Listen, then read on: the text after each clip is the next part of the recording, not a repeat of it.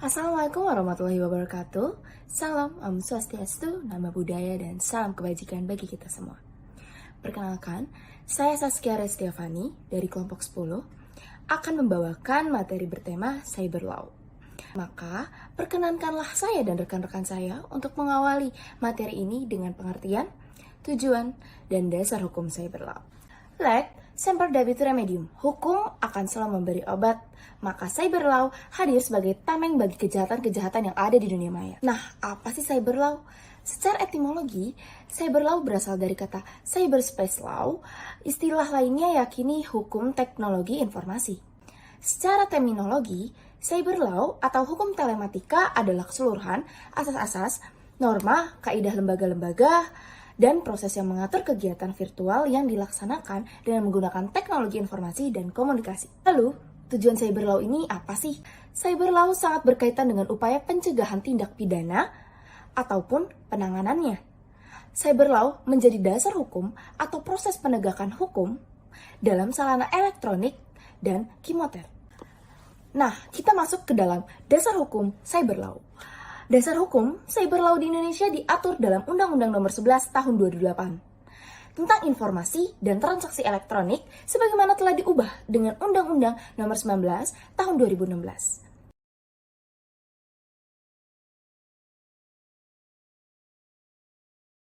Perkenalkan, nama saya Anissa Sekarnurani dengan NIM 110001401. Selanjutnya, saya akan menjelaskan tentang ruang lingkup dari cyber law.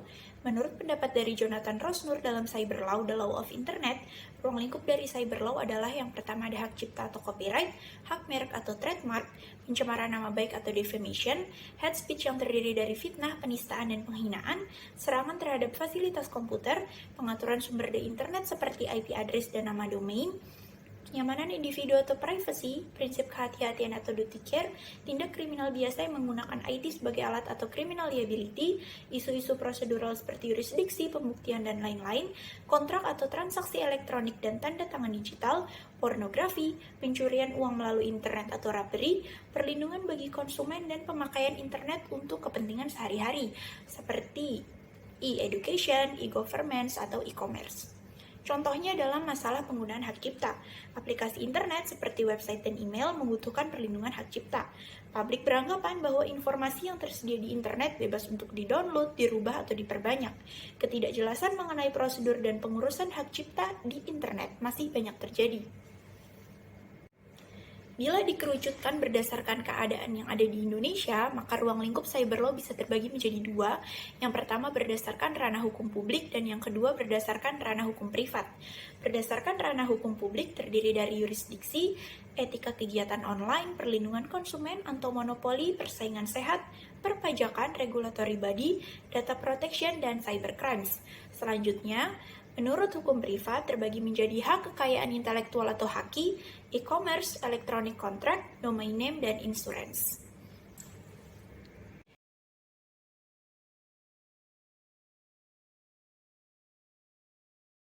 Halo, selamat siang. Perkenalkan, nama saya Sony Kusum Jayanto. Saya berasal dari kelas Jepara dengan NIM 11.012.214081.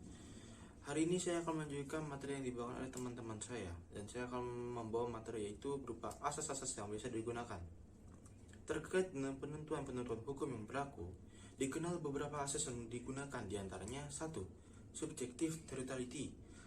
Yang kedua, objective territoriality. Yang ketiga, nationality. Yang keempat, passive nationality. Yang kelima, protective principle.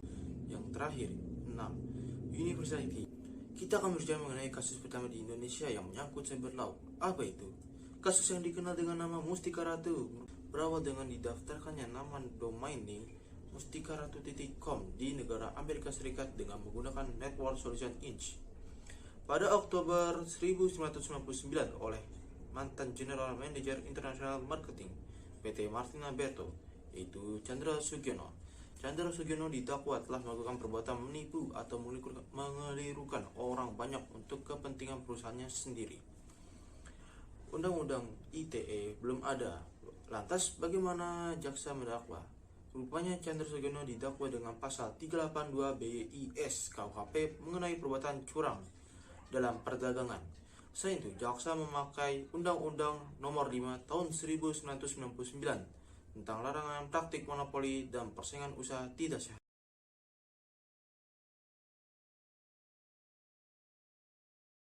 Perkenalkan, nama saya Sri Mulyati Projoyo Hutapea dengan NIM 1100001221408990. Selanjutnya adalah contoh kasus cyber law internasional.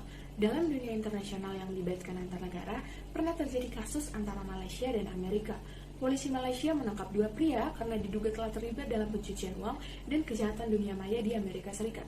Mereka berkelompok dengan 5 orang warga negara Cina menjalankan operasi peretasan global setidaknya selama 6 tahun untuk mencuri identitas, teknologi, video game, menanam ransomware, dan memata-matai aktivis Hong Kong.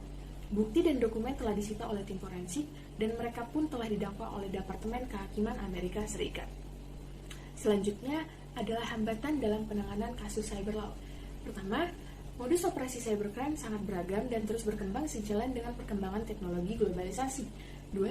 Sistem perundang-undangan di Indonesia belum mengatur secara khusus mengenai cybercrime.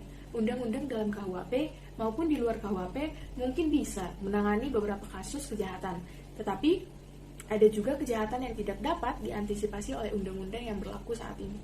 3. Hambatan lain yang berkaitan dengan masalah perangkat hukum, kemampuan penyidik, alat bukti, dan fasilitas komputer forensik.